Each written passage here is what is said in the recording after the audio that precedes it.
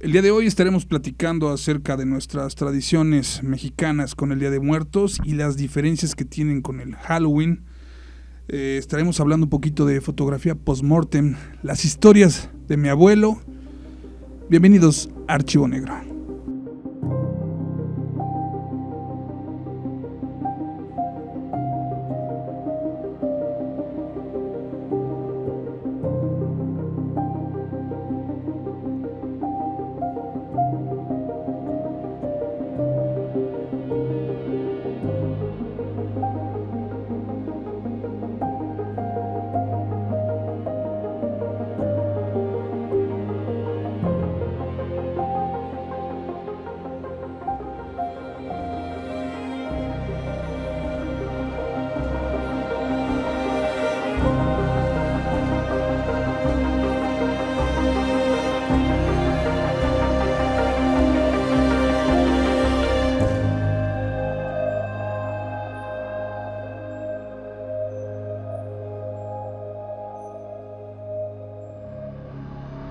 David, ¿cómo estás? Hola a todas y a todos. Bien, pues aquí platicando de algo tan importante como es el Día de Muertos, tan mexicano y representativo. Así es, y más en esta fecha. Nosotros habíamos pensado que podríamos hacer algo referente como a todo lo que ha venido pasando desde finales de este mes, que pues prácticamente se pinta de todos los colores de la muerte, ¿no? Y ese tipo de cosas, desde todo lo que es la cuestión del Halloween. Pero creemos que es más importante hablar específicamente de lo que es nuestro Día de Muertos, ¿no? Sí, por supuesto. Además creo que es una tradición que ha aguantado, ¿no? O sea, porque finalmente el Halloween es más de la esfera anglosajona y está muy adoptado por todos los países hispanohablantes. Pero sí hay una distinción muy clara entre celebrar Halloween y la conmemoración de Día de Muertos, ¿no? Por supuesto. Además, yo creo que es una de nuestras festividades, porque creo que más que una conmemoración, sí lo celebramos de manera muy profunda, el hecho de que dentro de nuestras tradiciones, pues consideremos que en estas fechas, 1 y 2 de noviembre, que realmente es desde fechas anteriores, digamos los últimos días de octubre, se empieza, digamos, a hacer los preparativos para recibir a nuestros santos difuntos, ¿no? Como se les conoce de manera coloquial. Sí, más bien, de acuerdo al sincretismo entre las culturas, entre las prácticas prehispánicas y la religión cristiana. Así es. En realidad el Día de Muertos mexicano es una adaptación de el Día de los Fieles Difuntos. Exacto. Y el Día de Todos Santos, ¿no? Así es que digamos que en toda esta hispanización que nos trajeron en tiempos ya post-conquista, pues se tuvo que mezclar, ¿no? Toda esta cuestión de la tradición que se tenía de pues también celebrar el paso de la vida a la muerte a través del Mictlán. Sí. Y de todo el inframundo y los 13 cielos que se tenían ahí. Exactamente. Claro, sí. Y cómo la forma en la que uno moría, ¿no? Exacto. Que es justamente lo que estábamos platicando, que en realidad, bueno, en la época prehispánica no se tenía una connotación moral de la muerte. O sea, no eres, fuiste bueno o malo, sino más bien ibas al lugar de la forma en la que habías muerto, ¿no? Exacto, que también se heredó un poquito a como se celebra. Como se celebra, ¿no? Porque el 28, si no mal recuerdo, son gente que murió en accidentes violentos de manera reciente y violenta, ¿no? Y así es como esta adaptación. Es bien interesante porque, los aztecas, por ejemplo, si morías ahogado o en cuestiones, por ejemplo, por un rayo, todo lo que tenía que ver con el agua, pues te ibas al Tlalocan, ¿no? Que es el paraíso del dios Tlaloc, ¿no? Y así de acuerdo a cómo morías era donde ibas. Exacto. ¿No? Entonces, también se pensaba de alguna manera que una vez que iniciabas este viaje atravesabas un río.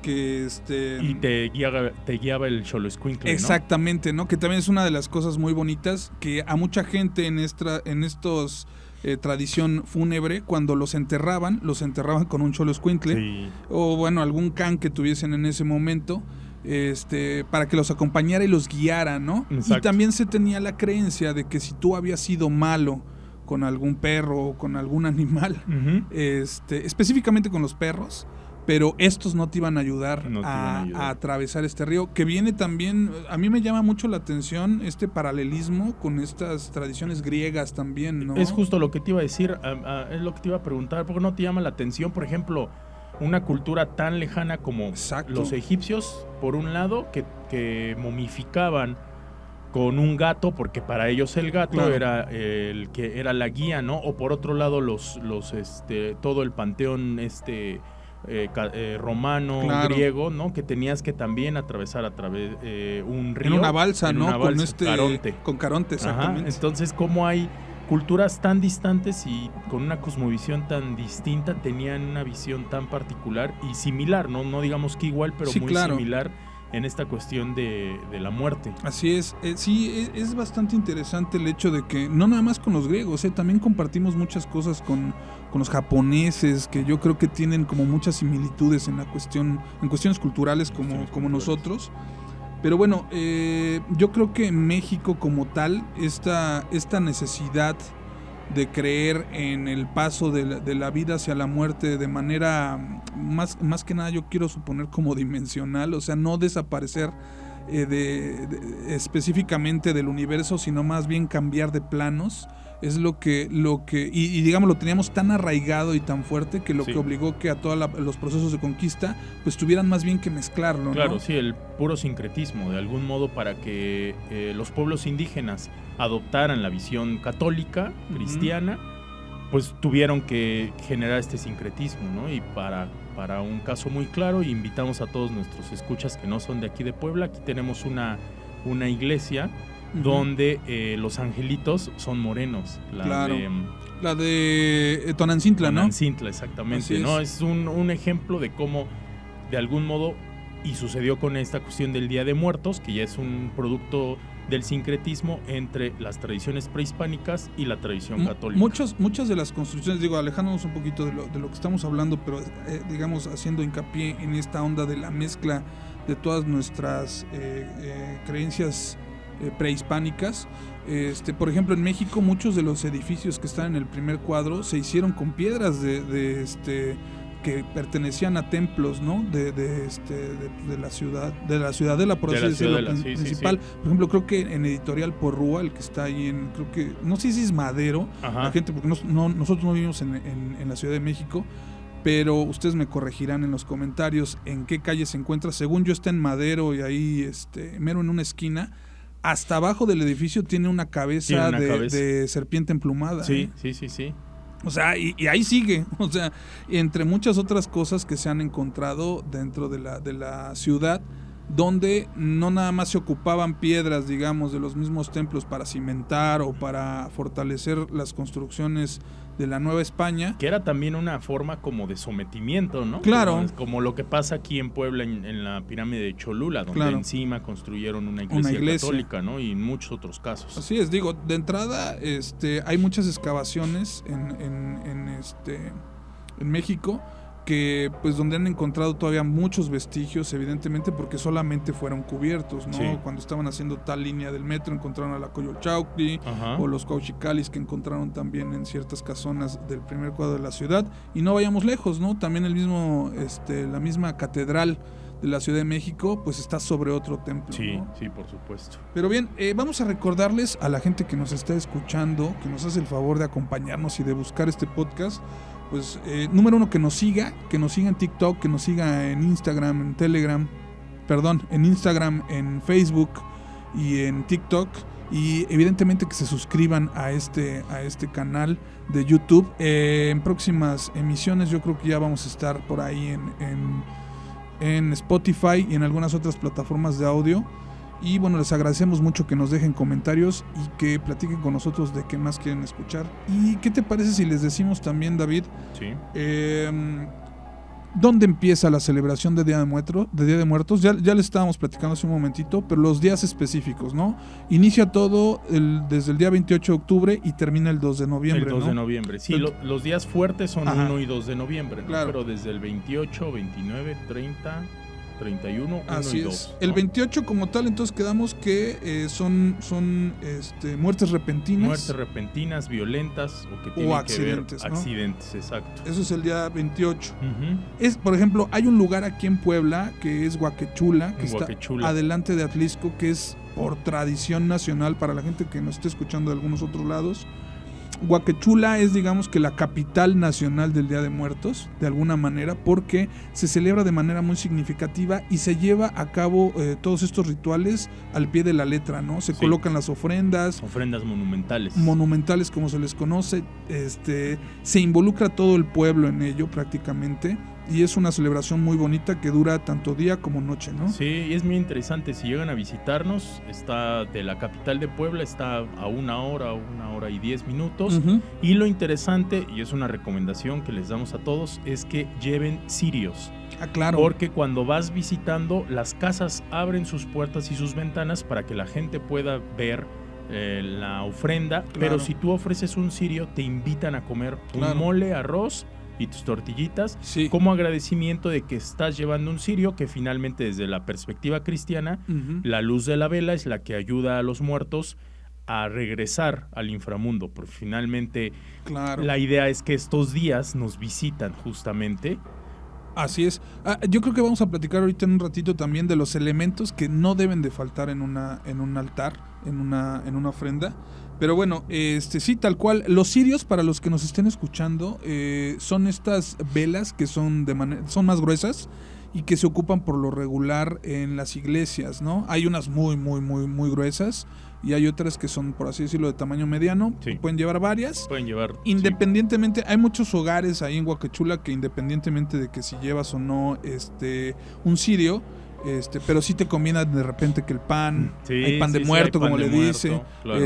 Te dan de repente el atolito y muchas cosas que la verdad yo creo que son de las pocas cosas, o bueno, de las muchas de las que nos podemos sentir orgullosos aquí en México, que esas tradiciones son como muy abrigadoras, ¿no? Bueno, el Día de Muertos es Patrimonio Cultural Inmaterial de la Humanidad. De la humanidad ya. O sea, de la UNESCO. Así es. O sea, a ese grado. A ese grado ya llegó y a lo que iba también es esto, ¿no? Que somos como muy amigables, ¿no? Como muy abrigadores de que quien llegue lo hacemos partícipe de esto, que más que un dolor es una celebración. Miren, el día 29 se celebra a todos los del agua, ¿no? A los ahogados. A los ahogados, sí. Que es lo que platicábamos un poquito con esta similitud con los... de las heredadas, ¿no? De las heredadas de lo prehispánico, claro. Uh-huh. El día 30 se celebra a los olvidados, uh-huh, a los huérfanos, uh-huh, y también a los delincuentes. O sea, es curioso que digamos todos estos que de alguna manera como que no tiene nadie quien les rece. Quien les rece, sí. También, como comúnmente se dice, también se les celebra, ¿no? Es esta idea de que la muerte le llega a todos. Exacto. Ricos, pobres, buenos, malos, pero es un destino manifiesto que todos tenemos y en algún momento nos va a tocar. Así es. El día 31 es para todos aquellos que no fueron bautizados. Ajá. Todos aquellos que se encuentran en el limbo, específicamente, uh-huh, también con esta creencia religiosa. El día 31 se les celebra a ellos. Y bueno, ya el 1 y 2 de noviembre, el primero y el 2 de noviembre, ya se les celebra a los niños y a los adultos como tal que llegan a los altares, ¿no? Exacto. Sí, por ejemplo, esto se me hace bien interesante porque los aztecas, cuando los niños pequeñitos fallecían, iban, ajá, al Chichihuacol, ajá, que era un lugar donde había un árbol cuyas ramas goteaban leche para alimentarlos. Ah, ¿qué tal? Entonces, esta como savia blanca, ¿no? Entonces justamente también es una parte como de... Ellos también tenían esta concepción de que, por ejemplo, los recién nacidos o los bebés o niños pequeños que habían fallecido, uh-huh, pues tenían un lugar especial que no compartían con los adultos, ¿no? Sí. Entonces también está interesante. Se les da como su lugar especial. En un momento más también estamos platicando acerca de una tradición muy específica con estos niños difuntos, ¿no? Bueno, las ofrendas como tal, los altares, uh-huh, se tiene la creencia que tienen que ser de 7 niveles, ¿no? Niveles, sí. Que esta creencia de 7 niveles tiene que ver más por la concepción uh-huh, católica de, uh-huh, de los niveles que uno tiene que pasar para llegar al cielo, ¿no? Exacto, ¿no? También algo que se ha heredado de nuestras culturas prehispánicas es el colocar cráneos, uh-huh, de manera representativa de dulce. Las más típicas que tenemos son las calaveritas de dulce, y ya conforme ha pasado el tiempo pues se han generado ya de amaranto, exacto, de chocolate. Sí, fíjate que por ejemplo las ofrendas prehispánicas, uh-huh, digamos como desde el principio, así es, tenían varios objetos funerarios, como por ejemplo instrumentos de barro, así es, como flautas, ocarinas, sonajas en forma de calaveras, y diversos materiales, ¿no? De piedra, jade y cristal, sobre todo cráneos. Claro. Braseros, incenciarios y urnas, ¿no? Esta era como lo tradicional. Ya después, con la adaptación cristiana, ya se empezó a poner, por ejemplo, qué cosa le gustaba al difunto, ¿no? La idea prehispánica era como que se le pusiera cosas que sí había utilizado, pero cosas que tendría que utilizar para el camino hacia... Que lo ayudaran a hacer por así decirlo, atravesar. Hacia el Mictlán. La cuestión de las calaveras también, o los cráneos, pues hereda de esta manera que tenían también ellos de hacer los zompantlis, que eran estas especies también como de altares, donde se colocaban no solamente cráneos de gente cercana, sino también cuando había enfrentamientos con algunos otros pueblos, a los guerreros como tal, pues ya utilizando sus cráneos descarnados, se armaba este tipo de altar, digamos, a manera como de... Pues yo considero que es como una especie de ábaco, pero en lugar de las bolitas, son cráneos, ¿no? Los cráneos, exacto, sí. Y de ahí se fue heredando también esta representatividad que era tener como los cráneos, ¿no? También que es importante tener en las ofrendas, pues de entrada se tiene que tener la representación de los 4 elementos de la naturaleza. Tenemos que tener fuego, tenemos que tener tierra, tenemos que tener agua y aire, ¿no? ¿Y cómo se representan como tal? Bueno, los cirios, como dices, representan al fuego, que es lo que da la luz para que puedan encontrar el camino. También se tiene el incienso y este tipo de cosas. El incienso como el fuego. Bueno, sí, también como el fuego. El papel picado es lo que representa el aire, eso me llama mucho la atención. Y bueno, o cualquiera de otros 2 elementos para tener lo que es la tierra, sí, ¿no? Sí, siempre se tenía sal, por ejemplo, y un vaso con agua. También algo que se fue mezclando un poquito fue el meter elementos dulces, que también vienen con todo este proceso ya de hispanización, donde se ocupaban los dulces de alfeñique, ¿no? Que eran específicamente de azúcar. De azúcar, exacto. Y se fueron convirtiendo en pues estas frutitas que ya encontramos, que se vuelven multicolor, y que es algo también que es como muy bonito. Cuando vas a los mercados aquí en todas estas épocas, empiezas a oler el copal y estas cosas que están quemando Ya, cabrón. Mira, es que está lloviendo. Está lloviendo. No sé si se escuchó, trueno. Pero de repente escuchamos un trueno ahorita acá de que estamos... Ay, no nos va a creer un trueno. ¿De que hablamos de Tlaloc? De Tlaloc, del Mictlán. Como tenía rato también que no grabábamos, yo creo que también por eso va a llover, porque tenía rato que no estábamos aquí en cabina David y yo, y yo creo que eso es lo que nos está pasando ahorita, que ya va a llover por eso. Oye, Bueno, ya habías hablado de las calaveras de dulce que tienen el nombre de la persona fallecida. Eso también va. Incluso tienen el nombre de los vivos, como a forma de broma, ¿no? Claro. Que este es un elemento también muy importante del que no hemos platicado mucho, que finalmente sí existe un sincretismo entre la cuestión prehispánica y la cristiana. Así es. Pero obviamente el mexicano, ya como, digamos, como una cultura nacida de esta unión de 2 mundos, por así decirlo, creo que nunca dejó de tomar en broma a la muerte, ¿no? Claro. Finalmente, con esta idea de que en la prehispanidad la muerte no tenía una connotación moral, entonces es una forma como de desafiar un poco estas costumbres cristianas de que la muerte, el infierno, el cielo. No verlo como una cuestión de duelo totalmente, sino más bien como un paso más.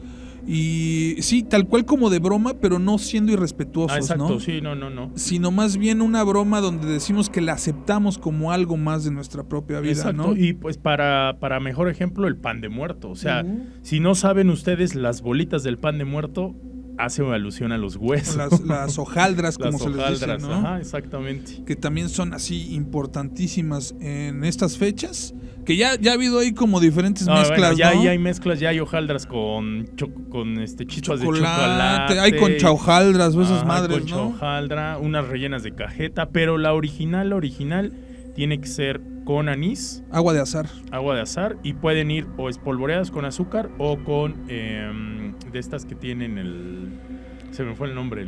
Ajonjolí. Ajonjolí, exactamente. Semillas de sésamo, como les dicen por ahí. Yo no soy tan fan de las hojaldras. O sea, sí me gustan de repente, mucho, pero no soy tan fan. Me gustan cuando no saben tanto agua de azahar, porque luego se siente mucho el sabor. Pero evidentemente es uno de nuestros panes nacionales también. Sí, ¿no? sí. Las flores también son importantísimas en los altares. La flor de cempasúchil. Y la de terciopelo, la rojita. Exactamente, la de terciopelo, rojito, azul. Y la nube, ¿no? Que es como muy importante que siempre haya este elemento de flores. Digo, hay gente que le pone otro tipo de flores y todo, pero la que es representativa de esta fecha es el cempasúchil, ¿no? Que inclusive por ahí ya hacen postres y cuanta cosa, helados de flores de cempasúchil. Bueno, también que ya ha salido cosas que los chinos tienen cempasúchil. Claro, nos mandan flor de cempasúchil, imagínate. Pero sí, también es bien interesante como, por ejemplo, el cempasúchil se utiliza, al igual que el incienso y que las velas, como una guía. ¿Ves que se hacen los caminos? Justamente, precisamente por el olor de la flor y el color. Se cree que justamente es lo que ayuda a los difuntos a venir, da una guía, ¿no? A visitarnos, ¿no? A llegar a la ofrenda, a disfrutar de los productos que les gustaban y a regresar, ¿no? O sea, es como la idea, porque aparte de estos elementos tradicionales, también, por ejemplo, a una persona fumadora, pues se les pone sus cigarritos, ¿no? O tequila, si le gustaba el tequila, mezcal, pulque. Los chetos, las cocas, ¿verdad? Ahí las cocas. Pero es que es muy, muy cagado que de repente pues no falta la ofrenda que tengan una coca, ¿no? Sí, eso sí. Sí, por ejemplo, en mi caso, a mi abuela materna era así fanática de la coca y el cigarro, entonces le ponemos su coquita de vidrio, güey, para que, ¿qué tal? Porque es la que más le gustaba, ¿no? Obviamente no podemos olvidar el retrato de las personas. Por supuesto, ¿no? Eso es como lo... que por ahí, con esta película que se volvió muy famosa de Disney. La de Coco. Miren, la verdad, digo, yo no estoy en contra, la verdad es que me pareció, siempre me ha parecido el trabajo de investigación de estos estudios. Sí. Que hacen hasta lo imposible por ser muy, muy, muy, muy como más fieles a esta. Claro, y me pareció muy interesante, digo, evidentemente pues caricaturizan muchas cosas, pero digamos que de un tiempo para acá, de estos 4 o 5 años que se estrenó esta película, no creo que más, no sé en qué año se estrenó. Como 4 o 5 años, sí. Se ha popularizado mucho esta cuestión de la idea de que si no tienes la fotografía del difunto es como si lo hubieses olvidado y entonces ellos no pueden pasar la aduana del Mictlán para acá, no para el lado de los vivos, ¿no? Entonces es muy importante tener las fotografías. Y bueno, ya tocando estos temas fotográficos, una de las tradiciones que se tenían, sobre todo hasta mediados del siglo pasado, bueno, yo creo que principios, ¿no? Y sobre todo el siglo antepasado, a mediados y finales del siglo antepasado, era la fotografía post-mortem, ¿no? Que era una manera también como de... Sí, como conmemorativo, ¿no? Como un retrato de luto. Sí, bueno, esta cuestión de la fotografía post-mortem, pues nace, digamos, posteriormente a la técnica fotográfica, ¿no? Claro. Hablamos de principios del siglo... finales del siglo XVIII, principios del XIX, ahí por 1800. Y yo creo que fue una de las primeras prácticas fotográficas también, ¿no? Porque de alguna manera se quería tener registro, pues si no se pudo tener a tiempo en vida un registro de algún familiar, de algún ser querido. Claro. Yo creo que también por eso empezó a popularizarse mucho. Y también posteriormente en cuestiones ya que tienen que ver con términos judiciales y policíacos, ¿no? Sí, bueno, sí. De hecho, la ventaja de la técnica fotográfica es que nos permitió hacerlo todo más inmediato. Claro. Pero esta cuestión de, digamos, capturar, retratar o plasmar a los difuntos, bueno, ya tiene también en diversas culturas muchos siglos, ¿no? O sea, incluso desde el Renacimiento. Claro. Se pintaba a los difuntos en una forma como de conmemorarlos, de inmortalizarlos. O, por ejemplo, los mayas, cuando fallecía una persona, les hacían una máscara de jade, como un poquito en alusión a su rostro, ¿no? Entonces, pues más bien... la fotografía, la técnica fotográfica lo que hace es ya evitar que se contrate a un pintor que se la pase ahí días pintando, ¿no?, al muerto y en para realidad, preservar, digamos, ¿no?, la memoria. Exactamente, y obviamente también al principio pues era complejo porque me llama la atención las fotos post-mortem, si no las han visto, véanlas, son muy interesantes. Son muy interesantes. utilizaban unas especies como de aparatos para detener al muerto, ¿no? Ajá, o sea, para que se quedara quieto. Como stands, porque además, bueno, hablando del inicio de la técnica fotográfica, los daguerrotipos pues, se necesitaban mucho tiempo de exposición, ¿no? Para exponer. De hecho había stands tanto para pues gente fallecida como para personas vivas. Sí, pues te movías tantito y salías todo borroso. Así ¿no? es, ¿no? Había, sobre todo estas fotografías donde había niños o familiares que tenían que estarse quietos. Imagínate retratar a tu hijo de 6 años que se quiera jugar y lo tienes que tener ahí casi una hora. Y de por sí que trabajar con niños fotográficamente es todo un reto. Imagínate en aquellos entonces que para lograr una exposición de un daguerrotipo, pues mínimo eran, ¿qué? 15 minutos, ¿no? Más o menos, yo creo que la mínima, ¿no? Sí. Pero bueno, dentro de estas costumbres, una de las que, digamos que ha sido como más representativa también y que de alguna manera llama más la atención, es que hay muchas fotos de niños fallecidos, ¿no? Sobre todo niños, sí. A mí hace algún tiempo que tuve la oportunidad de trabajar en un pueblito que se llama La Resurrección, aquí cerca de la ciudad de Puebla. Tuve la oportunidad de trabajar con niños de primaria. Les dimos ¿Con niños muertos? No, imagínate, cabrón. No, trabajamos con ellos dándoles un tallercito de cine para niños. Ajá. Fue una experiencia bastante interesante, pero precisamente fue por estas épocas. Y cuando tocó que hicieran sus ofrendas y este tipo de cosas, hicieron un mural de un chorro de fotografías que tenían en sus casas que eran de niños muertos. ¿De veras? Sí, te lo juro, fue muy interesante porque dije, o sea, como que todavía venían, digamos... bueno, es que la fotografía post-mortem, manteniendo esa tradición. Exacto, la fotografía post-mortem yo creo que se llegó a practicar todavía entrados los años 30, 40, claro, ¿no? Sí, o sea, pero ya hablando de este siglo, del siglo XX. Bueno, el siglo pasado. Porque ya estamos en el 21. ¿No? O sea, sí, claro, por eso te decía que hasta principios del siglo pasado todavía se seguía manteniendo esa tradición. Pero por ejemplo, ahorita, bueno, o sea, sería un poco impensable para tener un retrato de una persona. Sí, bueno, que ahorita con muerta, la inmediatez, ¿no?, de la imagen y todo, ya sabes que de repente algunos youtubers y algunos tiktokers se toman fotos con sus abuelos y cosas así, ¿no? O con sus familiares.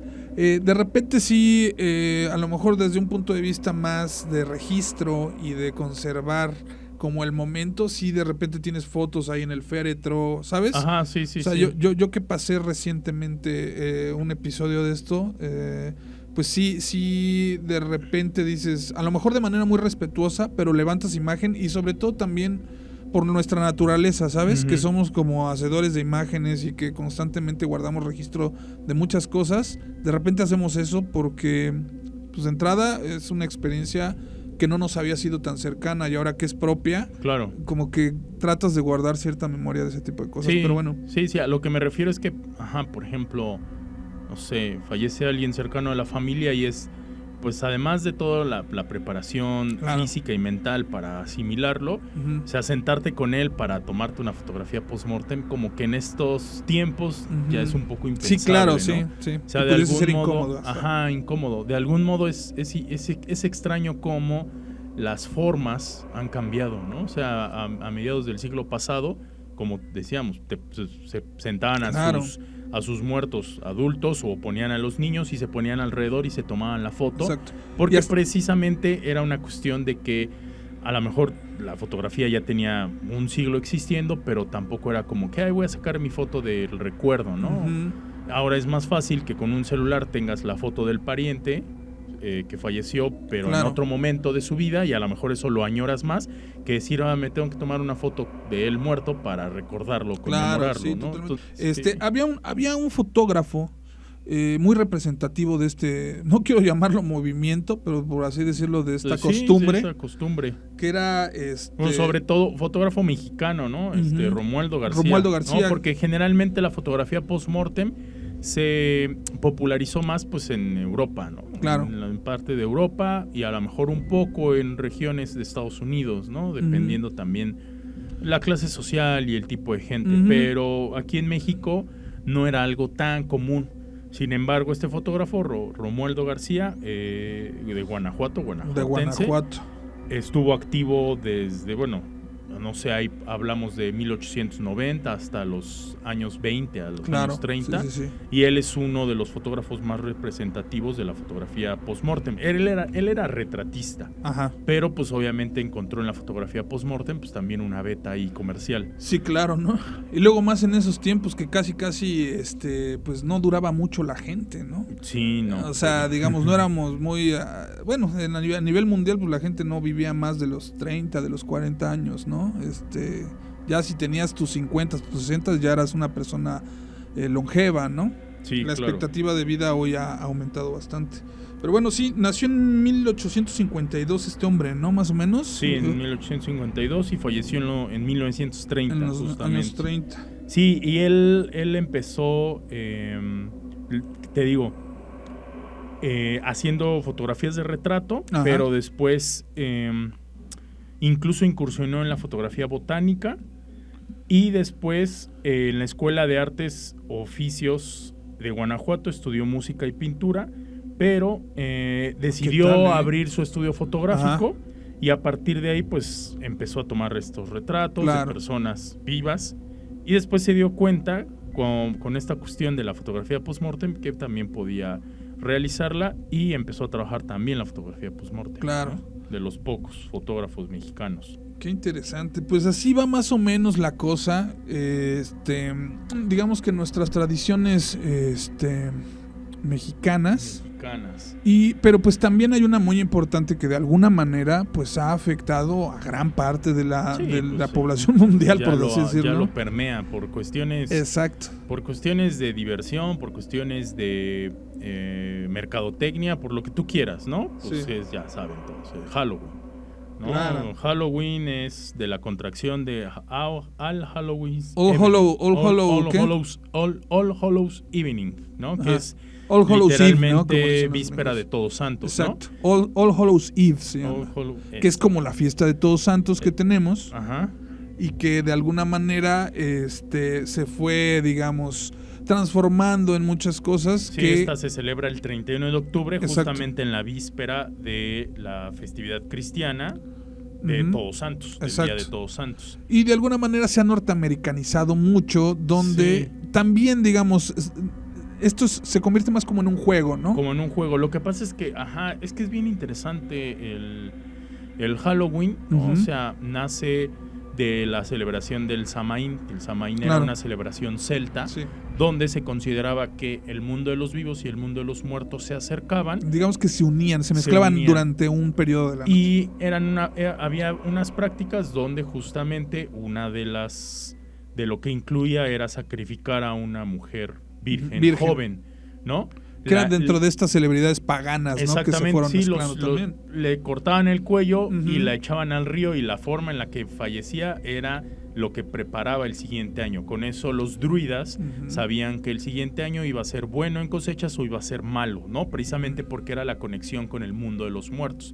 Siempre ha sido como esta onda como del agua, porque lo identificaban como una cuestión como de espejo, como de paso al otro mundo, ¿no? Entonces, pues obviamente con el Imperio Romano... Qué pinches costumbres, ¿verdad? Pero bueno. Bueno, también nuestros... Sí, digo, también nosotros no nos quedamos atrás, ¿no? Sí, pero pues obviamente con la occidentalización, digamos, de estas festividades, pues se fue adoptando, en lugar de practicar este tipo de rituales que se consideraban paganos, sucedió un poco lo mismo, hubo un sincretismo, y lo que pasaba es que ahora la gente se disfrazaba, ¿no? Claro. También tenía mucho que ver con, digamos, con todos estos procesos que vivieron en la colonización norteamericana, toda esta persecución que hubo con las brujas también, y se fueron mezclando ahí como varias costumbres, y de alguna forma pues digamos que se fue popularizando, y ¿cómo se podría decir bien? ¿Occidentalizando también? Sí, pues sí, occidentalizando, justamente eso, ¿no? Incluso... pues es que esa era justamente la idea de, digamos, establecer un canon de celebración o de conmemoración, precisamente pues a partir de la cultura dominante, que fue el Imperio Romano. Ahora, una cosa bien importante, durante esta celebración ellos sí le tienen mucho respeto a la muerte desde un punto de vista como de apartarla, ¿no? De alguna manera de toda la cuestión de los vivos, y se le tiene cierto respeto, y durante esta noche se tienen como muchas creencias de que pueden suceder muchas cosas de alguna manera oscuras, ¿no? Se ocupa como no tanto una celebración de bienvenida, por así decirlo, a nuestros seres queridos que ya han partido, sino más bien se ocupa también como un proceso de reivindicación de la vida frente a la muerte, ¿no? Sí. Y pues hay varias tradiciones que también se han adoptado un poquito aquí en México, que es, por ejemplo, el trick or treat, que es el dulce o truco, que los niños salen disfrazados, tocan en las casas, que eso de dónde proviene.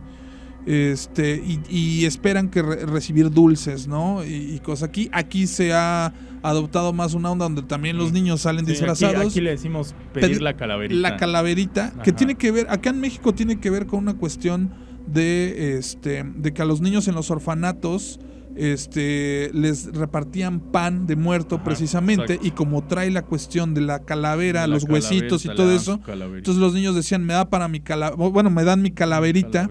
Y evidentemente después se mezcló con esta cuestión norteamericana del trick or treat, donde se les daban dulce a los niños, y aquí ahora los chamacos piden dinero, ¿no? Sí. También la cuestión, por ejemplo, de disfrazarse, claro, era precisamente como una forma, para ellos no era de burla, sino como para evitar que los malos espíritus pues vinieran por la gente viva, ¿no? Exacto, ¿no? Y te reconocieran.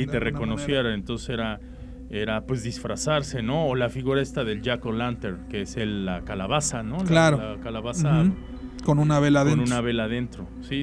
Y todo esto, se arraiga a finales del siglo XIX en Estados Unidos por toda la inmigración irlandesa, claro, ¿no? Que finalmente pues esta zona de Irlanda y de Bretaña, que todavía guardaba esas tradiciones ya occidentalizadas, pues la introducen en Estados Unidos, y en Estados Unidos se hace más famosa y se convierte en lo que hoy conocemos como la fiesta de Halloween. Claro. Y bueno, evidentemente pues también desde un punto de vista de marketing y todo este tipo de cosas, pues es una fiesta muy rentable. Claro. La gente le gusta disfrazarse. Hoy en día tenemos gente que no necesariamente tiene que estar en Halloween para... tenemos gente que no necesita disfrazarse. Que no, bueno, evidentemente tampoco. Más bien también hay gente que no necesita disfrazarse. Saludos a toda la banda que vive el Halloween constantemente. Y que, pero también hay mucha banda que le gusta disfrazarse como tal. Y esta es la época perfecta para que ellos, hagan sus cosplays, ¿no? Y todas estas ondas, ¿no? Sí. Y se la pasen bien. Pero bueno, vamos a escuchar un poquito, ¿no? De lo que nos ha mandado la gente. Claro. Yo creo que vamos a escuchar primero una historia que nos mandan desde Veracruz. Okay. Que está bastante interesante. Vamos a escucharlo. Esto le pasó a una señora que ya es bastante adulta. De ahorita con estos truenos que tenemos de fondo que nos parecen muy ad hoc para el tema que estamos tratando. Sí. Así es. El único hecho que tuve y que me dicen que a lo mejor fue una pesadilla. Pero mira, cuando era yo muy niña, pues me pasaba yo siempre a las 5 de la mañana les estaba tocando a mis papás y ya me dejaban pasar y me dormía yo en medio de los dos. Luego mi mamá, como era, yo creo que por eso me hice floja para levantarme temprano, porque mi mamá se levantaba tarde, por consiguiente, yo. Entonces, mira, me acababa yo de pasar y mi papá a esas horas se levantaba y se salía. Bueno, pues me acosté con mi mamá, pero tenía yo mucho calor porque eso era de lo que padecía yo. A mí no me mandaran a dormir con alguien porque me ahogaba de calor y me iba para los pies. Entonces estaba yo hacia los pies. Y de momento estaba yo despierta, porque yo digo que yo estaba despierta. Entonces, algo me hizo que la cara la volteara yo, porque en la recámara de mi papá había una ventana al costado de la cama que daba para el callejón que va para la laguna. Y algo me hizo voltear. Y entonces vi atrás de la reja de la ventana a una, así como veía yo a mi mamá en las fotos vestida de negro. Bueno, era mi mamá. Me volteé y vi cómo estaba a través de la reja, y luego se fue empequeñeciendo, traspasó eso, se acercó a mí, me tocó en la cabeza y me dijo, fíjate, cuánto no era el pánico que yo tenía, el miedo que tenía yo de chamaca, de que pues decían que era yo una malagradecida y que bla, bla, bla, ¿no? Que yo no me atrevía a decir en ese entonces lo que me había dicho. Pero me tocó la cabeza y me dijo, ay, mijita, cuánto sufres. Y me apapachó. Y con la misma, la vi cómo se fue y se traspasó los barrotes y la perdí. Y yo me quedé y sin poderle decir, porque yo no lo dije, me lo guardé, porque si tenía yo miedo de que si se lo decía yo a mi mamá, y es lo único que así me ha padecido. Ya cuando de grande se lo confesé a otras personas, me dijeron, probablemente hayas tenido una pesadilla. Y le digo, no fue pesadilla, porque yo no me podía dormir del calor, estaba yo para acá y para allá. Y cuando eso sucedió, si yo sentí como algo me hizo así para que yo volteara hacia la ventana. Eso es lo único en mi vida que me ha sucedido.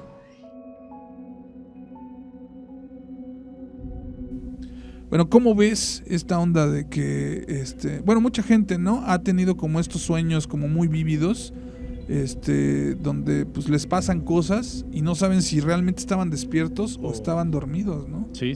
Y sobre todo existe una característica en común, siempre ver a una mujer de negro, ¿no? Claro. En este caso. O de blanco también. O de blanco, pues. Pues algo pasó ahí, algo no sé. pasó. También digo, en ese lugar, pues yo supongo que para esos entonces, porque estamos hablando de los años 30, o sea, casi 40, o sea, no creo que haya estado muy desarrollado. Hay muchos ríos en ese estado en Veracruz, hay muchos ríos, específicamente en ese municipio, en Orizaba y ese tipo de cosas. Entonces, pues tú sabes que el agua es conductora de muchas energías y este tipo de cosas. Ahorita les vamos a platicar una historia también que tiene que ver con esto, pero bueno, nos parece muy interesante que nos sigan mandando audios con sus relatos y con sus vivencias. Por favor, recuerden que nos los pueden mandar en un mensaje directo, déjenoslos también en todas nuestras plataformas para que nosotros lo compartamos con toda la gente que nos sigue aquí en Archivo Negro.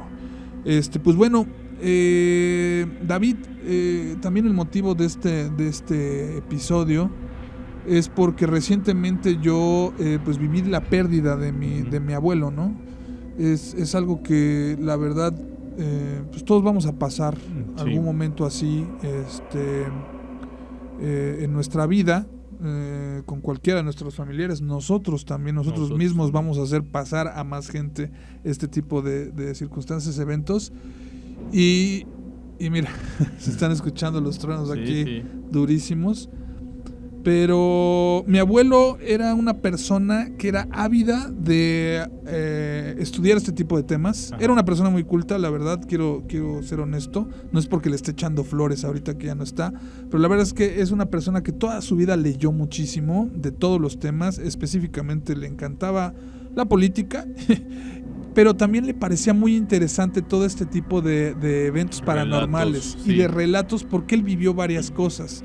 Y él constantemente nos los llegó a platicar en muchas ocasiones. Tengo grabaciones de él. Que en algún otro. ¿Dónde nació? Él nació en el pueblo de Nogales, Veracruz. En 1924. O sea, era un chavo de 98 años cuando decidió irse, ¿no? Sí. Y bueno, él no lo decidió como tal, pero las circunstancias de vida pues lo obligaron a tener que partir. Claro. Y fue una persona que vivió muchas cosas, que vivió muy bien, que fue una persona que fue muy querida realmente. tuvo sus altibajos y todo, pero muy honesto, muy trabajador. Y la verdad es que era un sujeto muy interesante cuando te platicaba este tipo de cosas, ¿no? Y además estudiaba mucho. Yo por ahí tengo un par de libros que son de él o eran de él, donde pues hablaba de extraterrestres. Tiene libros de Freixedo Vargas, que es uno de los investigadores españoles más importantes, quiero yo suponer, del siglo pasado del fenómeno ovni, y que tiene unos relatos muy interesantes que también ya les estaremos compartiendo aquí en el programa. Tenía muchas cosas de cuestiones paranormales y él recopilaba también historias. Hay una muy particular que me llamaba mucho la atención, que me platicaba él, que en un periódico, a ver si alguno de nuestros seguidores si recuerda también este caso, no me haga saber en qué periódico salió. No sé si fue en Novedades o en el Heraldo de México, que era uno de los periódicos que él más compraba. Pero había un reportero que un día platicó que digamos que estaba trabajando en su oficina, estaba escribiendo, y que era de día, tampoco era de noche ni nada, y que entró una persona. Y le dijo, oye, ¿puedo pasar? Sí, pase, ¿no? ¿Cómo está? Me llamo fulano de tal. Y fíjese que vengo a comentarle que pues yo soy un extraterrestre, ¿no? ¿Cómo así le dijo? Ajá, que así le dijo, ¿no? Que el tipo no pertenecía a este mundo. Que él era un extraterrestre y que le parecía muy interesante el trabajo que él realizaba como reportero. Sí le daba chamba. No, pero que el vato, pues así como nos está dando risa a nosotros, pues ese güey también se cagó de risa y dijo, güey, pues sí, pues yo también soy de Venus, ¿no? Alguna cosa así. Que por ahí hay unos relatos de un taxista que se llama Yo estuve en el planeta Venus, que se popularizó mucho a mediados de los años 90. Pero bueno, el caso es que el tipo le dijo esto, charlaron un poco. Y le dijo, oye, pero pues ¿cómo puedes comprobarme esto, no? O sea, ¿cómo puedo yo saber que realmente... Yo te veo como una persona normal, como una persona que está aquí conmigo, y te veo como cualquier persona, ¿no? Sí. Dice, mira, curiosamente yo tengo mi artefacto volador, porque así decía mi abuelo, mi artefacto volador, dice, lo tengo en la azotea de este edificio. Dice, acompáñame y te muestro. Entonces que el vato se sintió así como muy intrigado de esto que le estaba diciendo, y que tal cual lo acompañó. Pero donde empezó a llamarle la atención que esto no era un encuentro normal como cualquier persona con un loco, es que cuando ellos iban subiendo las escaleras hacia la azotea del edificio, este señor no pisaba los escalones. O sea, a la hora de que él iba caminando, se veía como que no hacía contacto con el escalón como tal. Como si flotara. Entonces dice que eso le llamó la atención, y que cuando llegaron a la azotea, le dijo, mira, no te alarmes. Dice, yo sé que no vas a verlo físicamente, pero aquí está. Y de entrada te agradezco mucho que me hayas tomado el tiempo para que te platicara yo esto, para acercarme a ti.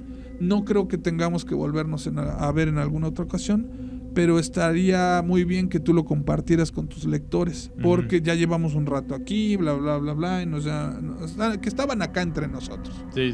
Para acabarlas para no hacerles el cuento largo.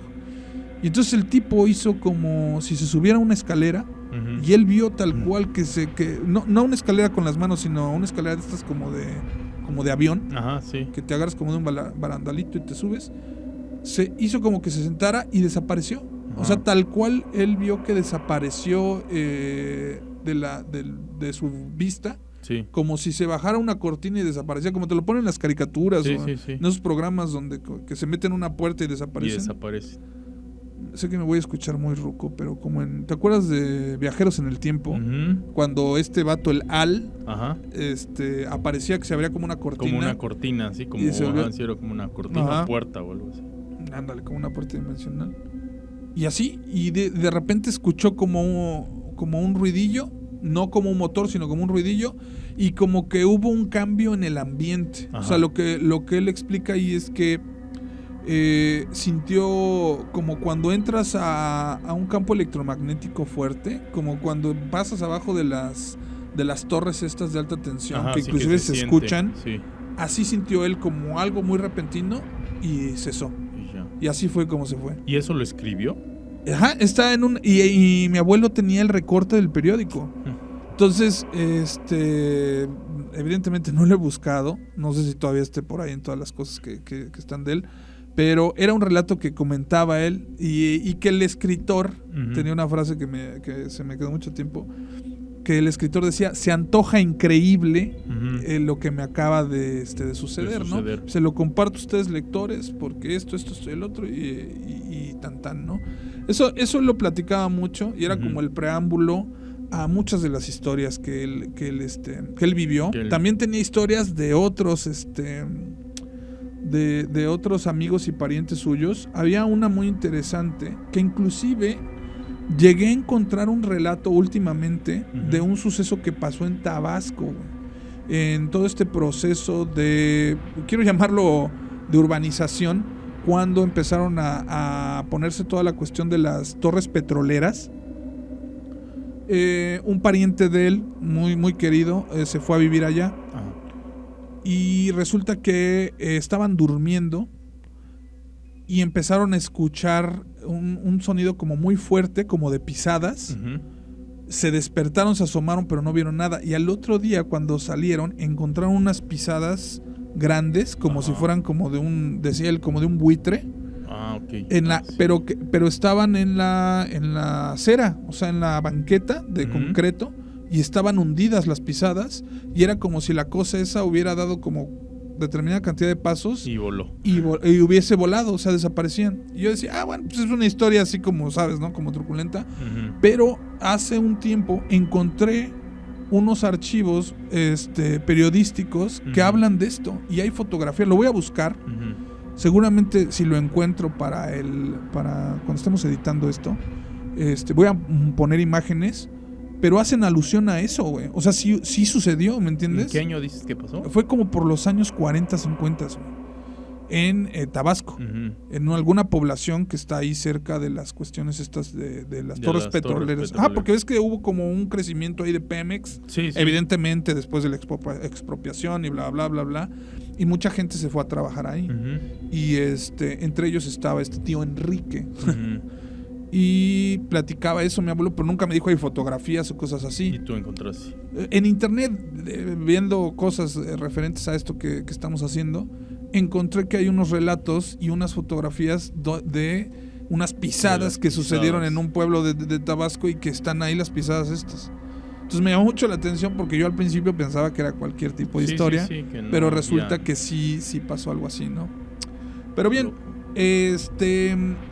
también de relatos específicos que él platicaba. Él en algún tiempo de su vida trabajó en una fábrica, era auxiliar contable, en una mantequera, tal cual, así era. ¿Dónde allá también? No, esto fue, no recuerdo si fue aquí en Atlis, es que trabajó en varios lados. No sé si fue en la Bacardí, que estaba aquí en sí, yendo hacia Izúcar de Matamoros. En Izúcar de Matamoros. Sí. O en ¿cómo se llama esto? No sé si fue en la Bacardí. ¿La Galarza dices que se llama? Se llama La Galarza. Donde está Bacardí, ahorita ya no... Ya no funciona como ya no procesan, más bien. ¿Pero sí es de la Bacardí? Sí, sigue siendo de Bacardí. Y guardan todo el grano ahí. Ándale. Y de ahí lo distribuyen. Creo que la productora se fue a Guanajuato, no sé dónde. Pero ahí antes hacían el Bacardí. Sí, claro, sí. Bueno, y ya después ya... Él trabajó en una de esas y dice que estaba trabajando en la noche. Pero ya no había nadie, güey. Ya no había nadie. Y nos platicaba que su oficina estaba en la parte de abajo del edificio, y pues así, digamos, en un fondo, y esa misma oficina comunicaba unas bodegas donde se guardaban cosas. Ahorita que me estás diciendo eso me completa un poco el recuerdo. Pero él tenía 2 perros. Tenía un Rottweiler y un Doberman, que estaban siempre con él. O sea, no es que él fuera velador, sino él era auxiliar contable, estaba trabajando ahí, pero lo acompañaban durante la noche, ¿me entiendes? Entonces, en un momento dado, los perros empezaron a ponerse muy inquietos. Él estaba trabajando así en sus cuentas, no sé, en los libros esos que ocupaban. Y de repente los perros se empezaron a poner atentos. Bueno, primero inquietos y luego como constantemente atentos hacia el fondo de la bodega, porque él trabaja con la puerta abierta. Y algo que caracterizaba mucho a mi abuelo, es que ese cabrón, no sé por qué, pero no le daba miedo, güey. O sea, al contrario, nos espantaba a nosotros, ¿no? O sea, cuando llegamos a vivir a la casa que ahora, donde están ellos y todo eso, en un cuarto donde yo dormía me decía, te van a venir a tocar, cabrón, en la madrugada. Y él te iba a tocar. Pues me espantó varias veces, ¿no? Pero porque sí era una persona que se levantaba muy temprano y ese tipo de cosas. Ajá. Total que agarró a los perros y se fue a investigar qué chingados era, ¿no? Uh-huh. Y cuando él llega al fondo de la bodega, lo único que escucha es como un quejido. Ajá. Y los perros se pusieron así como locos a ladrar, cabrón. Uh-huh. Y párale de contar. O sea, fue como un momento así nada más de ¿cómo te diré? De la circunstancia que estaba. Uh-huh. Los perros ladran y primero escucha el quejido, los perros ladran, güey, uh-huh. y cesa todo el pedo, cabrón. No se espantó, no se acojonó, ¿cómo se llama esto? No se acojonó, ¿cómo se le dice? Sí. Solo digo, así se dio la vuelta, lo que él nos platica es que se dio la vuelta así como de, estos cabrones, una cosa así, y se regresó a la oficina, terminó de hacer lo que tenía que hacer y que se sale, ¿no? Se va.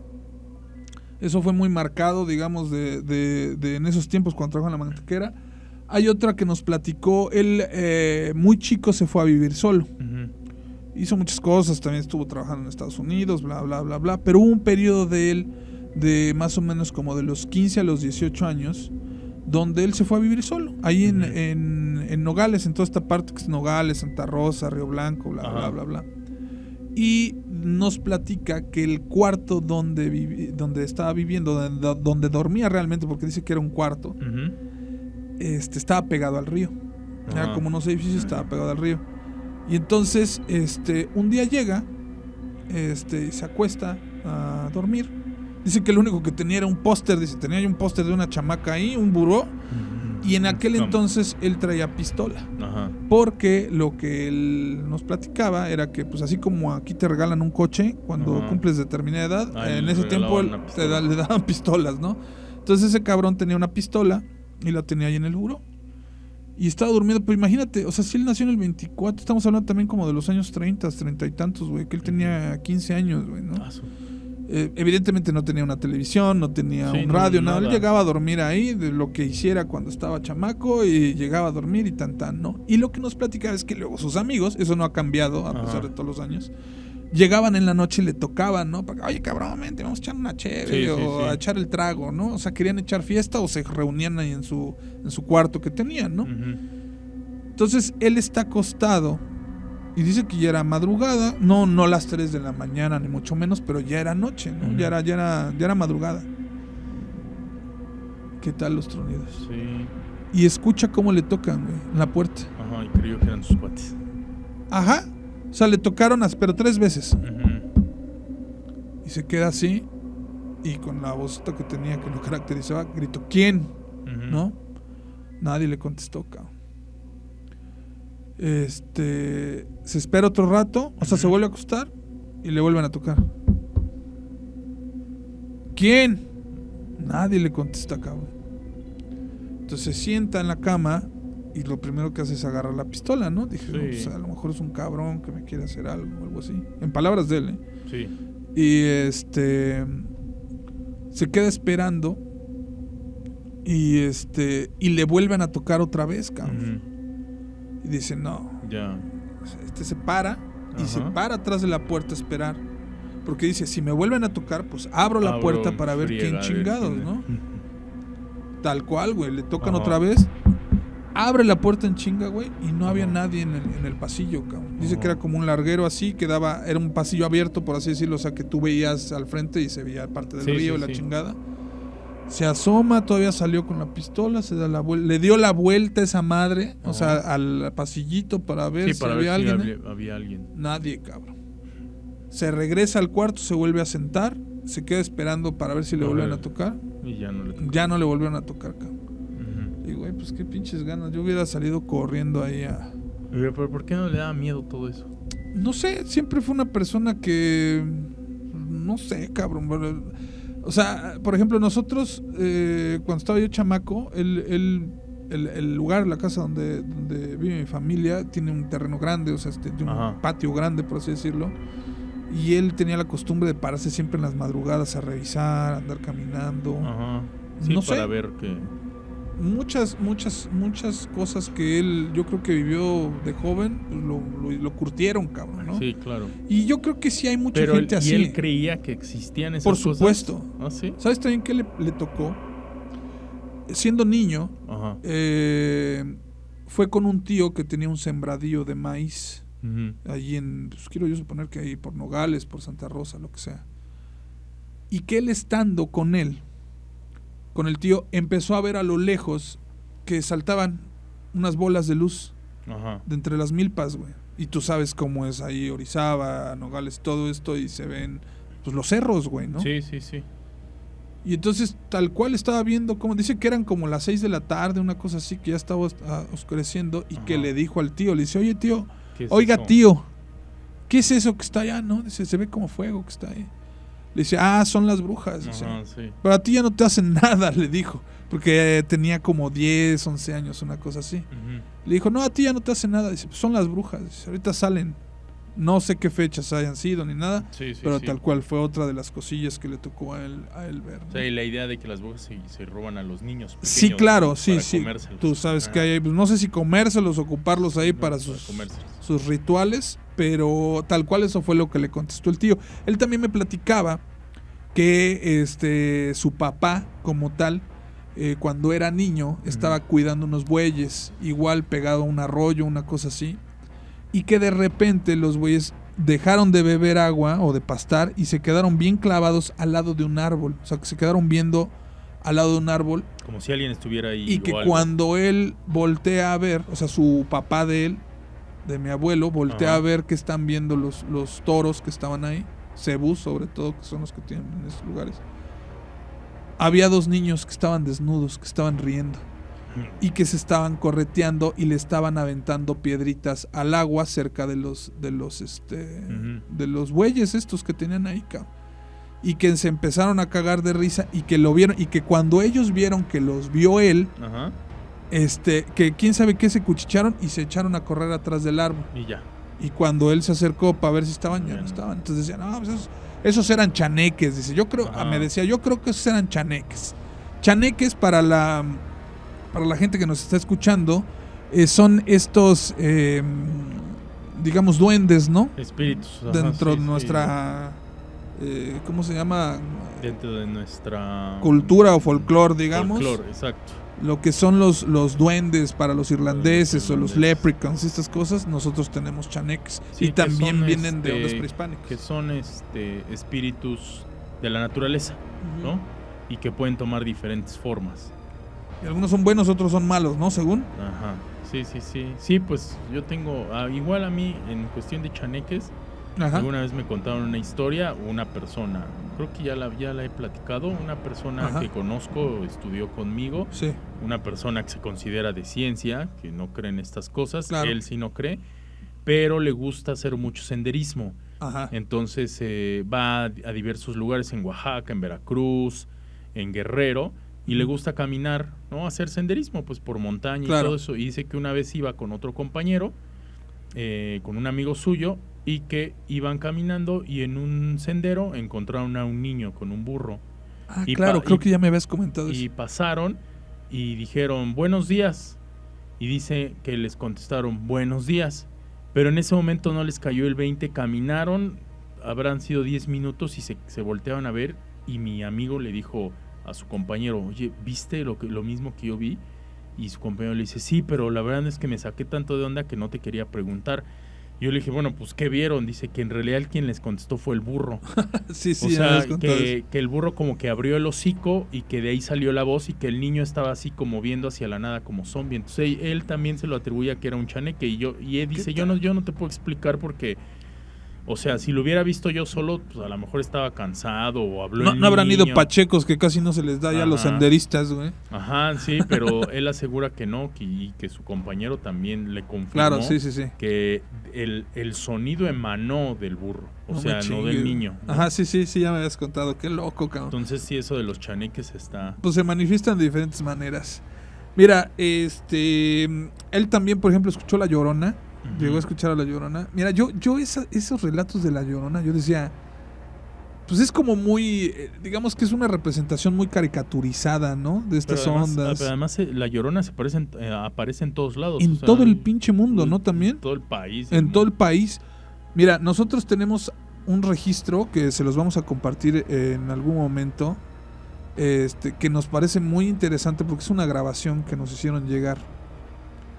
Me encantaría ponérselos acá, pero le vamos a dedicar una publicación específica a eso, porque neta está bien cabrón.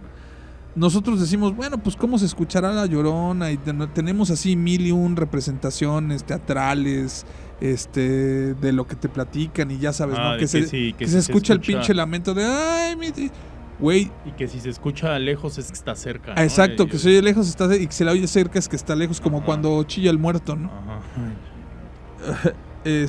Pues cabrón, nosotros que nos dedicamos a esto de la imagen y el audio y todo, sabemos que esto que nos pasaron no es mentira, es una grabación de WhatsApp tal cual, de un amigo que nos dijo, mira, ustedes que están en eso, mira, esto me pasó. Él trabaja en una compañía que hace monitorización de flotillas. Por GPS, ¿no? Por GPS. Y cuando luego se llegan a robar las unidades, que sucede mucho, pues tienen manera de inmovilizar los coches y los van a recuperar. Sí. Y en una de estas cuestiones mandan a una chava junto con otra persona a recuperar la unidad. Está en una carretera, tal cual, un pie de carretera, güey. Sí. Y pues resulta que le manda un audio diciéndole, no, sí, una cuestión técnica, ¿no? No le recuerdo bien ahorita qué chingo le dice. ¿A quién él? Ella a este chavo que está en la oficina. La chava que fue a recuperar. Ajá. La unidad le manda un audio a este chavo, que es amigo de nosotros, un conocido, que está en su oficina viendo lo de la monitorización. Sí. Y cuando le manda el audio por WhatsApp, se escucha el pinche lamento, cabrón. Pero te lo juro, David, así, pues, o sea, tú dices, güey, parece una grabación. No, cabrón. Dice, mira, ahí está la conversación. Nos enseñó la conversación donde venía hablando con él y le manda el audio, güey. Yo no escucha como de fondo, por así decirlo. De fondo, pero lo que nos llama mucho la atención es que número uno, no fue en la madrugada. Fue a las 8:30 de la mañana más o menos. Bueno, 7:30, 8 de la mañana. La chava está hablando de una cuestión técnica. No creo que haya agarrado otro celular y haya reproducido eso para mandárselo. Y ella estaba ya junto al camión que sí, claro, a pie de carretera. O sea, estaba parada, ¿no? Ajá, junto con el otro chavo, y estaban esperando. Hay unas cuestiones técnicas de ellos. Y la chava y el chavo que fueron a recuperar nada no vieron, escucharon nada. Es que lo curioso es que este amigo le comenta a esta chava hasta que llegan a la oficina y le dice, mira lo que me mandaste. Ajá.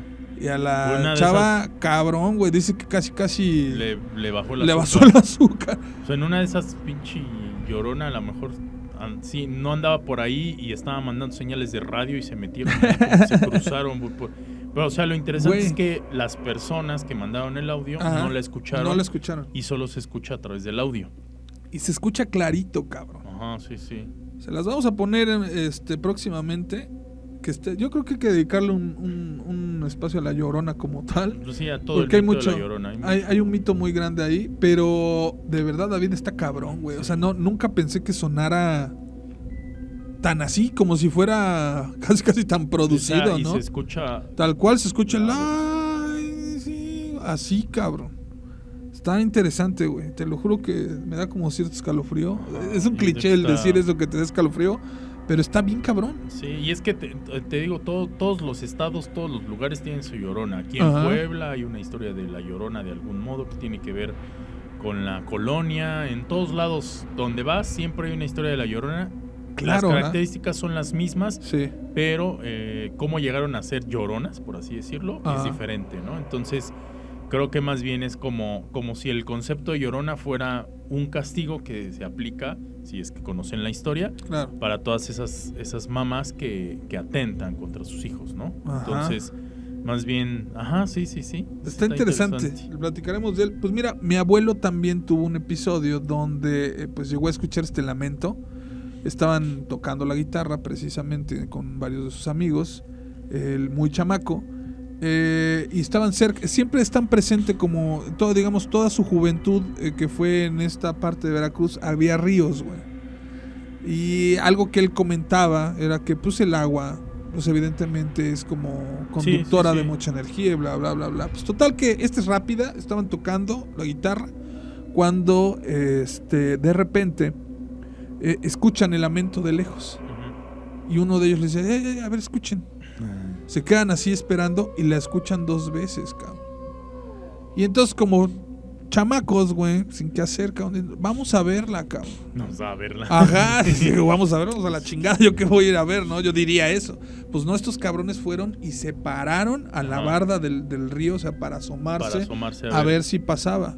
Y lo que nos dice mi abuelo es que escucharon otra vez el lamento. Ajá. No, nunca me dijo que si bien de frente o algo, pero lo escucharon otra vez y nunca vieron nada, cabrón.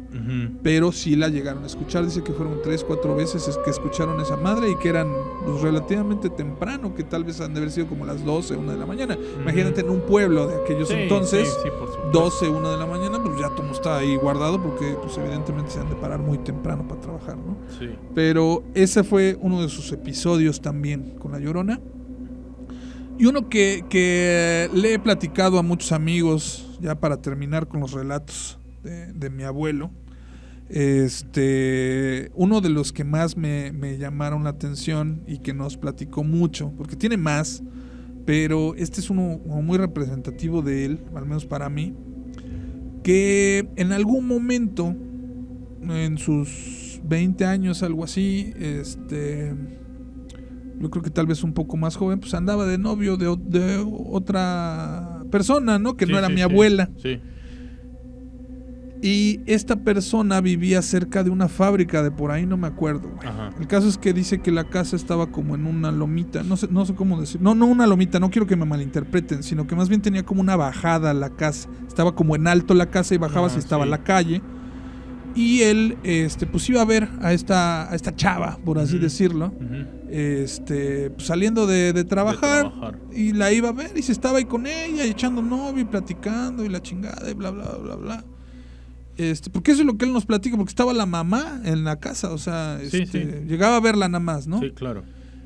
Y entonces él terminaba de verla, se despedían, hasta luego, buenas noches, caminaba bajaba la casa así hacia la calle, encendía un cigarro y se iba caminando. Y tenía la pinche costumbre de que atravesaba una calle de un panteón, cabrón. Sé que suena cliché, pero pues créanme que sí, así es. Yo que conozco el lugar, pues es así como muy, muy representativo eso, ¿no? Y que pues así había sido durante todo el tiempo que estaba con esta mujer, que la veía, bajaba, encendía su cigarro y pasaba caminando, se echaba a caminar y se iba. Y un día llega a la casa y está ahí con esta chava, con esta muchacha, y se acerca la mamá. Ajá. Y le dice, oiga, Rafael, mi abuelo se llamaba Rafael. Dice, oiga, don Rafael. Bueno, dice, no le decía don porque... Bueno, sí, no creo. Oiga, Rafael, tienes toda la razón. Rafael, le dice, oiga, Rafael, porque se hablaban de usted. Sí. Oiga, Rafael, dice, ya no se vaya usted tan tarde. Sí.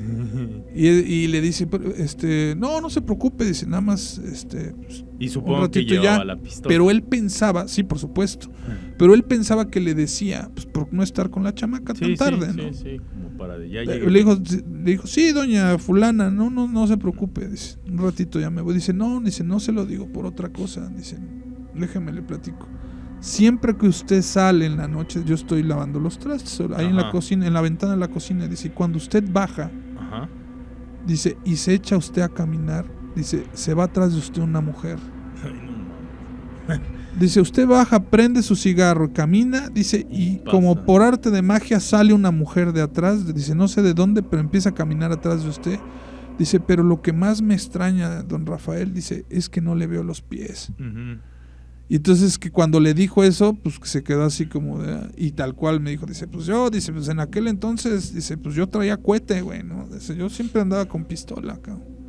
Dice, y eso pues, te envalentona de alguna manera más, ¿no? Sí. Dice, pero dije, cabrón, dice, ¿será cierto? Ajá. Y dice, bueno, pues vamos a ver, gracias, doña no sé qué, dice, vamos a ver. Tal cual dijo, vamos a ver. Y dice que igual fue a ver a esta chava, estuvieron echando novio un rato como tal. se despidió. Ajá. Dice que bajé las escaleras o esta onda, me paré. Dice, encendí un cigarro. Iba viendo.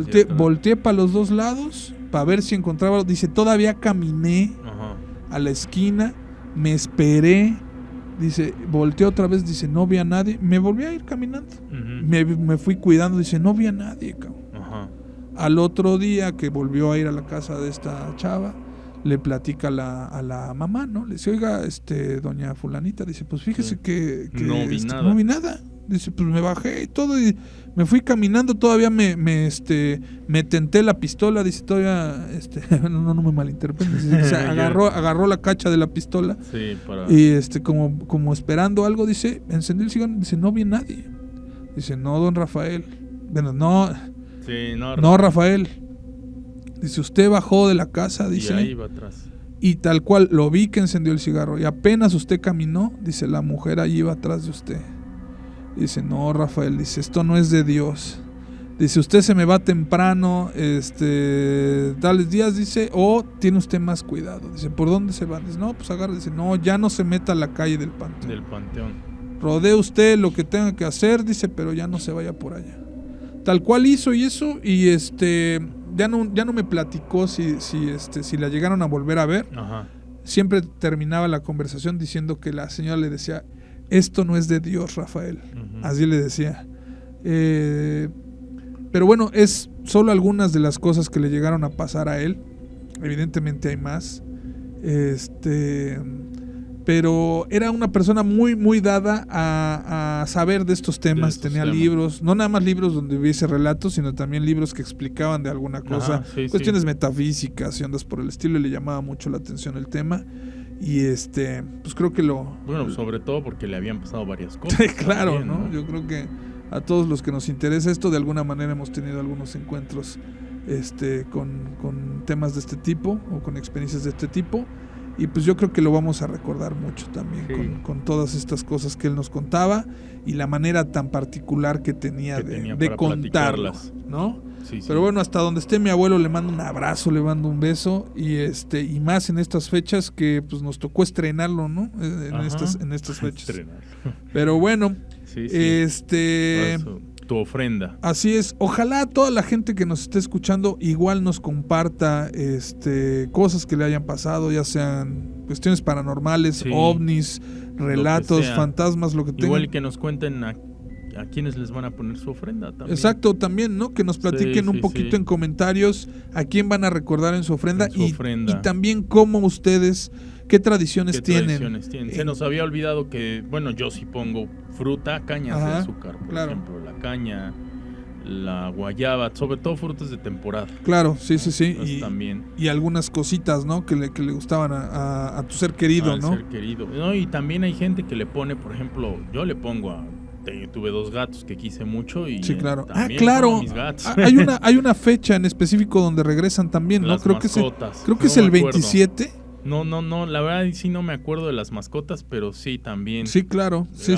Como en esta actualización de las tradiciones también se contemplan las mascotas. Sí, y también hay relatos ahí que tienen que ver con mascotas que aparecen también en ciertos lugares que, si no mal recuerdo, este amigo Paco, que también lo recordamos con cariño, en algún momento él me platicó que a este tipo de manifestaciones de animales se les llama fantasmas familiares. No sé por qué, lo vamos a investigar. Y tampoco es descabellado, digo, si consideramos que lo que habíamos platicado desde el principio, que ya desde la época prehispánica o todas las culturas como los egipcios, como muchas tantas culturas consideraban a las mascotas como una guía, sobre todo al perro o a los gatos, pues no es descabellado también pensar que ahorita pues eso se recupera, ¿no? Sí, claro, ¿no? Y también de alguna forma pues también son entidades energéticas que tienen un alma, ¿no? Quiero yo suponer. Sí. Pues bien, amigos, pues muchísimas gracias por habernos acompañado el día de hoy aquí en Archivo Negro. Quisimos hacer este episodio pues ya prácticamente hoy es en vísperas del Día de Muertos oficial. O hoy ya lo estamos celebrando. Les agradecemos muchísimo que hayan estado con nosotros durante toda la duración de este podcast y recuerden seguirnos en todas nuestras redes sociales. David, muchísimas gracias. No, gracias a ti, Héctor, y pues síganos y vamos a estar de regreso ya. Yo creo que sí. Temas. Yo creo que sí. Y suscríbanse, síganos en TikTok, déjenos comentarios. Muchísimas gracias y recuerden, esto fue Archivo Negro y la realidad es que nunca estamos solos. Y menos en estas fechas.